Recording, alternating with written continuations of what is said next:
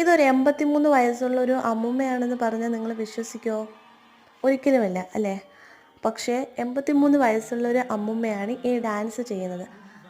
തുടർന്നങ്ങോട്ട് നമ്മൾ കാണുമ്പോൾ തന്നെ അവരുടെ ആ ഒരു ഡാൻസിൻ്റെ വേഗതയൊക്കെ നമുക്ക് ഒട്ടും പ്രിഡിക്റ്റ് ചെയ്യാൻ പറ്റുന്നതല്ല കേട്ടോ. എല്ലാവരും ഒന്ന് കണ്ടു നോക്കണേ.